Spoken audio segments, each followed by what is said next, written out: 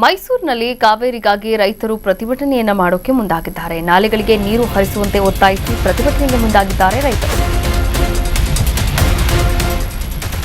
ಮೈಸೂರಿನಲ್ಲಿ ಕಾವೇರಿಗಾಗಿ ರೈತರಿಂದ ಪ್ರತಿಭಟನೆ. ನಾಲೆಗಳಿಗೆ ನೀರು ಹರಿಸುವಂತೆ ಒತ್ತಾಯಿಸಿ ಪ್ರತಿಭಟನೆಗೆ ಮುಂದಾಗಿದ್ದಾರೆ. ಕಾಡಾ ಕಚೇರಿಗೆ ಮುತ್ತಿಗೆ ಹಾಕಿ ರೈತರಿಂದ ಪ್ರತಿಭಟನೆಯನ್ನ ಮಾಡಲಾಗ್ತಾ ಇದೆ. ತಮಿಳುನಾಡಿಗೆ ಕೆಆರ್ಎಸ್ನಿಂದ ನೀರು ಬಿಡುಗಡೆ ಮಾಡಲಾಗ್ತಾ ಇದೆ.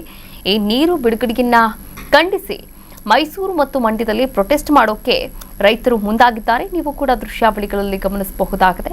ಅರಮನೆಯ ಬಳಿಯ ಕಾಡಾ ಕಚೇರಿಯ ಬಳಿ ರೈತರು ಪ್ರೊಟೆಸ್ಟ್ಗೆ ಮುಂದಾಗಿರುವಂಥದ್ದು. ಪೊಲೀಸರು ಹಾಗೂ ಹೋರಾಟಗಾರರ ಮಧ್ಯೆ ವಾಗ್ವಾದ ಆದಂತಹ ಸಂದರ್ಭವೂ ಕೂಡ ಎದುರಾಗಿತ್ತು.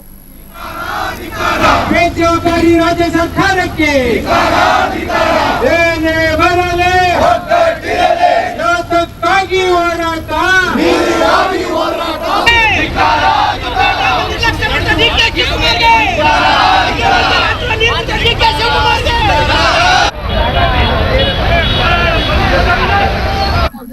ಕಬಿನಿ ಜಲಾಶಯ ಕಟ್ಟಿರೋದೇ ತಮಿಳುನಾಡು ನೀರ್ ಬಿಡಕ್ಕೆ ಅನ್ಸುತ್ತೆ.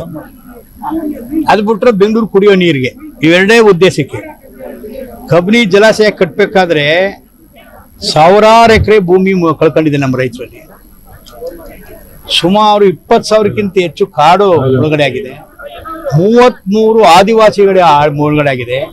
ಇನ್ನೂ ಕೂಡ ಅವ್ರಿಗೆ ಪುನರ್ವಸತಿಯನ್ನ ಕೊಟ್ಟಿಲ್ಲ, ರಿಹಾಬಿಟೇಷನ್ ಮಾಡಿಲ್ಲ, ದರಖಾಸ್ತು ಮಂಜೂರು ಮಾಡಿ ಪರ್ಯಾಯವಾಗಿ ಮಂಜೂರು ಮಾಡಿಕೊಟ್ಟಿಲ್ಲ. ಆದರೆ ಅಲ್ಲಿ ನೀರಿಲ್ಲ. ಇಲ್ಲಿಗೆ ಇವತ್ತು ಕಬಿನಿ ಜಲಾಶಯದಲ್ಲಿ ನೀರು ತುಂಬಿದರೆ ನಾವು ಹೇಳಿ ಸರ್ಕಾರಕ್ಕೆ ಪತ್ರ ಬರೆದಿದ್ದು, ಮೊದಲು ಕುಡಿಯೋ ನೀರಿಗೆ ಕೆರೆ ಕಟ್ಟೆಗಳು ತುಂಬಿಸಿ, ಎರಡನೇದು ಅಚ್ಚುಕಟ್ಟು ಕೊಡಿ ಅಂತ. ಕಬಿನಿ ಜಲಾಶಯದ ಒಳ ಅರಿವು ತೃಪ್ತಿಕರ ಆಗಿದೆ. ತಮಿಳುನಾಡಿಗೆ ನೀರು ಬಿಡಬೇಕಾದ ಕಷ್ಟವನ್ನು ಸುಪ್ರೀಂ ಕೋರ್ಟ್ ಅಂತ ಹೇಳಿ ಇವಾಗ ನಮಗೆ ಅಚ್ಚುಕಟ್ಟಿ ನೀರು ಹರಿಸಬೇಕು ಅನ್ನೋದು ನಮ್ಮ ಒತ್ತಾಯ.